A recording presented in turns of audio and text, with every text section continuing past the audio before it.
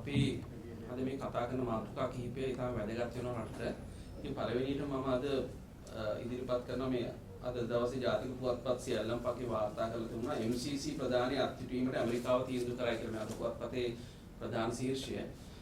මේක මම හිතන්නේ ඉතාම වැදගත් ප්‍රවෘත්තියක් විදිහට රජයේ වෛද්‍යදාන සංගමයත් අපි අදහස් කරනවා. මොකද MCC වලට විරුද්ධව හඬ නගපු සංවිධානයක් විදිහට මේ හරහා රටේ ජාතික ආරක්ෂාවට වගේම රටේ ස්වෛරීභාවයට වෙන හානිය පිළිබඳ සාධක සහිතව පෙන්눔 කරපු සංවිධානයක් විදිහට මේ MCC ප්‍රධානී අත්හිටුවීමට අවසානයේදී ඇමරිකන් MCC අදාළ ආයතන විසින් තීරණය කිරීම මම හිතන්නේ රට විදිහට ඉතාම වැදගත් තීන්දුවක් විදිහට අපි දකිනවා. මොකද මේ හරහා රටට වෙන්න ගිය අනතුරු දැකලා තමයි රජයේ වෛද්‍යදානික සංගමය ඉතාම පැහැදිලිව මේ සම්බන්ධයෙන් රටට හෙළිදරව් කළේ. විශේෂයෙන් පහුගිය ජනාධිපතිවරණයේ අවස්ථාවේදී රටේ ඉදිරියේ ඉතාම සංවේදීව දිගහැරෙච්ච මාතෘකාවක් මේ කාරණේ. ඒ නිසා අවසානයේදී මේ අපි ඉදිරිපත් කරපු මේ සටන යම් මට්ටමකට ජයග්‍රහණයක් මේ හරහා ලැබලා තියෙනවා කියන එක තමයි මේ ප්‍රවෘත්ති වාර්තා හරහා සනාථ වෙන්නේ. ඒක සමස්ත රටම ලැබුණු ජයග්‍රහණයක් විදිහට අපි දකිනවා. විශේෂයෙන් මෙතෙන්දී අතිගරු ජනාධිපතිතුමා ඇතුළු රජයට අපි විශේෂයෙන්ම රජයේ වෛද්‍යදානික සංගම විදිහට ස්තුතිවන්ත වෙනවා. අවසානයේදී MCC එකටත් තේරුම් ගන්න සැලැස්වීම සම්බන්ධයෙන් තමන් කොහෙද ක්‍රියාත්මක විය යුත්තේ කියන කාරණේ සම්බන්ධයෙන් එතෙන්දී විශේෂයෙන්ම මේ විදිහට රටේ ස්වෛරීභාවයට තර්ජනයක් එල්ල වෙච්ච ඒ වගේම අපේ ජාතික ආරක්ෂාවට තර්ජනයක් එල්ල වෙච්ච අවස්ථාවලදී ජාතික යුතුයකමක් ඉෂ්ට කිරීමක් විදිහට අපි සිංගප්පූරු ගිවිසුමට එරෙහිව අපි නඩුමගට ප්‍රවේශ වුණා.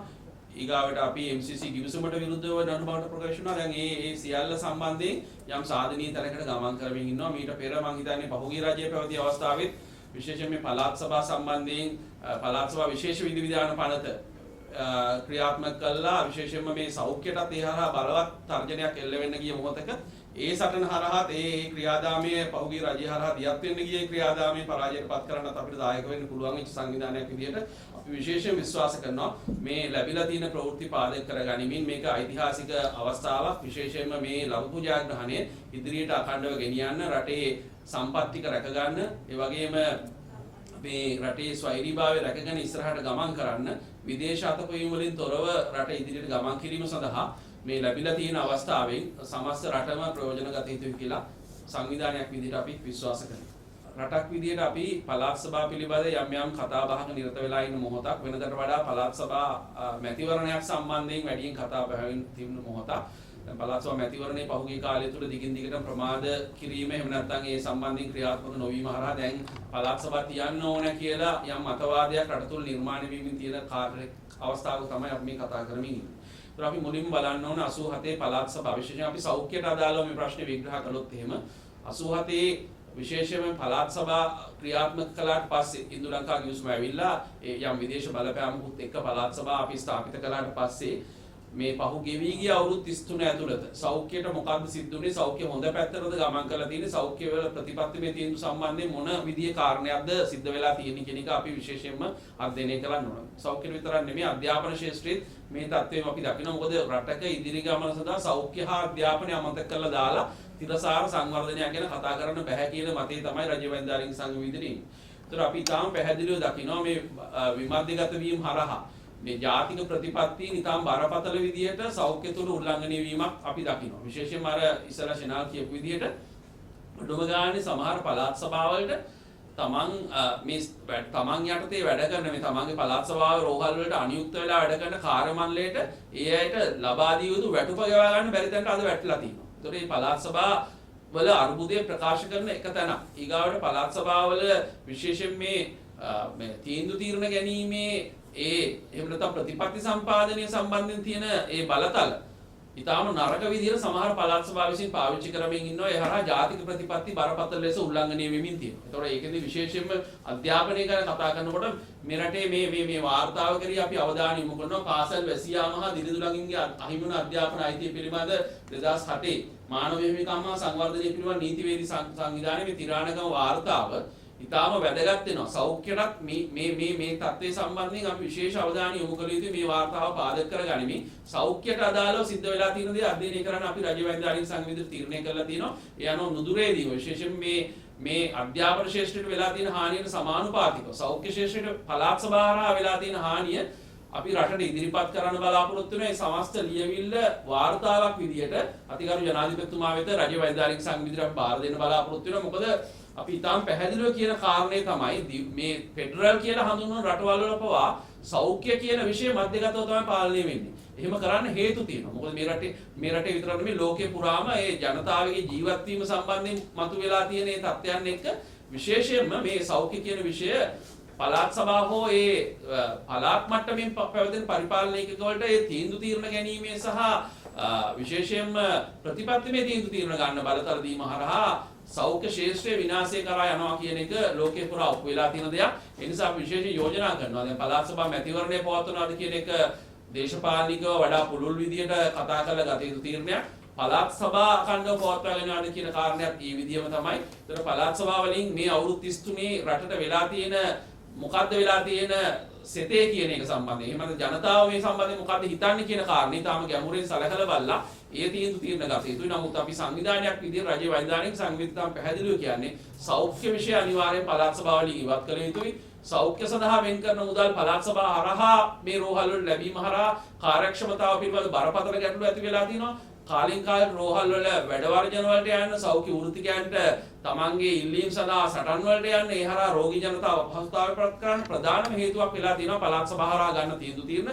ඒ නිසා අපි ප්‍රධාන වශයෙන්ම මේ අවස්ථාවේදී යෝජනා කරන්නේ ඉදිරියේදී ව්‍යවස්ථා සංශෝධනයක් ගැන කතා කරමින් තියෙනවා. අපි එතෙන්ටත් අපි යෝජනා ලබා දෙනවා. ඒ නිසා පළාත් සභාව යම් හේකින් රටේ එකඟතාවය මත පවත්වනවා නම් අනිවාර්යයෙන්ම ඒ අවස්ථාවට පෙර පළාත් සභාව මැතිවරණයට පෙර පළාත් සභාවල ඇති සෞඛ්‍ය විෂයන් වහාම මේ පළාත් සභාවලින් ඉවත් කළ යුතුයි කියලා අපි දැඩි ලෙස අවධාරණය කරනවා. ඒ සම්බන්ධයෙන් අතිගරු ජනාධිපතිතුමා ඇතුළු මේ බලධාරීන් වෙත අපේ පණිවිඩය අපි ලබා දෙන්න ලෑස්ති. වෛද්‍ය සභාව තුළ මතුවලා තියෙන කාරණේ මේ දැන් ගොඩක් දෙනෙක් මෙච්චර දවසක් රටේ හිටියද නැද්ද කියලා හොයාගන්න බැරි වෙච්ච වෛද්‍ය සභාවක් තිබුණාද කියලා හොයලවත් බලපු නැති වෛද්‍ය සභාවේ ස්වාධීනත්වයට ඍජු ලෙස ඇඟිලි ගහලා රාජසේනරත්න කතා කරනකොට එදා නිදි වැදිලා හිටපු පිරිස අද එළියට ඇවිල්ලා වෛද්‍ය සභාවේ ස්වාධීනත්වය ගැන කතා කරමින් ඉන්නවා. අපි මේ පිරිස අපි හරියටම හඳුනාගත්තොත් මේ පිරිස ඉතාම පැහැදිලිව එදා රාජසේනරත්නගේ න්‍යාය පත්‍රය තුල කටයුතු කරපු පිරිස. සයිටම් එක වගේ 10ක් තව දාන්න ඕන කියලා රාජසේනරත්න කියනකොට ඒකට භූමියට දාම් පිරිස තමයි අද දැන් මේ ඇවිල්ලා වෛද්‍ය සභාවේ ස්වාධීනත්වය ගැන කතා කරන්නේ. ඒකට පැහැදිලිවම අපි රජයේ වෛද්‍යානික සංඝ විදිහට කියන්නේ වෛද්‍ය සභාව ස්වාධීන විය යුතුයි. හැබැයි ස්වාධීනත්වය කියන එකෙන් මේ අය අදහස් කරන ස්වාධීනත්වය නෙමෙයි අපි විශ්වාස කරන්නේ. දැන් මේ පිරිස මේ එළියට ඇවිල්ලා වෛද්‍ය සභාවේ ස්වාධීනත්වය වෙනුවෙන් ඇමතිතුමිය ගත්ත ක්‍රියාමාර්ග සම්බන්ධයෙන් කතා කරන විවේචනය කරන පිරිස් එදා රාජසේනරත්න වෛද්‍ය සභාව සයිටම් එක සම්බන්ධයෙන් නිකුත් කරපු වාර්තාවට අස්සන් තබන්නේ නැතුව ඒ වාර්තාව කුණු කූඩේට දානවා.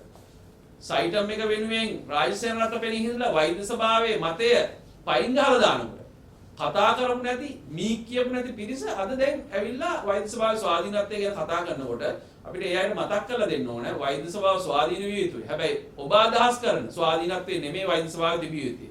ඒ අය විශ්වාස කරන්නේ වෛද්‍ය සභාව ස්වාධීන විය යුතුයි කියලා රාජසේනරත්නගේ න්‍යාය පත්‍රයට එහෙම නැත්නම් රාජසේනරත්නගේ අල්ලේ නැට වෙන රූකඩ පාලනයක් වෛද්‍ය සභාව තුළ තිබීම තමයි ඒ අය ස්වාධීනත්වය කියලා අදහස් කරන්නේ.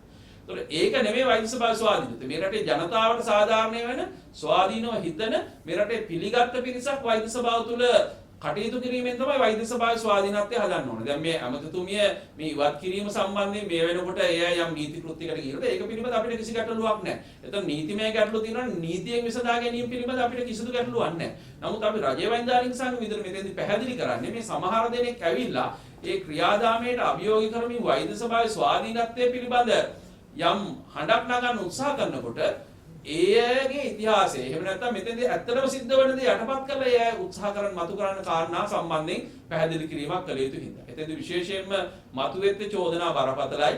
ඒ චෝදනා රජයේ වෛද්‍යානික සංගමයේ සහ අතු පාර්ශ්ව ගණනාවක් ඉදිරිපත් කළා. ඒතකොට සෞඛ්‍ය අමාත්‍යතුමියට වෛද්‍ය ආඥාපනත යටතේ සෙක්ෂන් 18 යටතේ ලැබෙන බලතල අනුව අමාත්‍යතුමිය කමිටුවක් පත් කළා. ඒ කමිටුව තුළ බරපතල චෝදනා 5ක් විභාග වුණා. ඒ චෝදනා 5 කියලා මොකක්ද කියලා හොයලා බැලුවා නම් කවුරුත් මේ විදිහට කතා කරන්නේ නැහැ. ඒතකොට මේ චෝදනා වලට කමිටුවෙන් ලැබිච්ච උත්තර මොනවද කියලා ඒ අය දැනගත්තා නම් රට දැනගත්තා නම් මේ වෙනකොට ඒක ප්‍රසිද්ධියට පත් කරලා තිනවා. ඒ හින්දා අපි ඒ සම්බන්ධයෙන් හොයලා බලන්න කියලා මේ අයට කියනවා.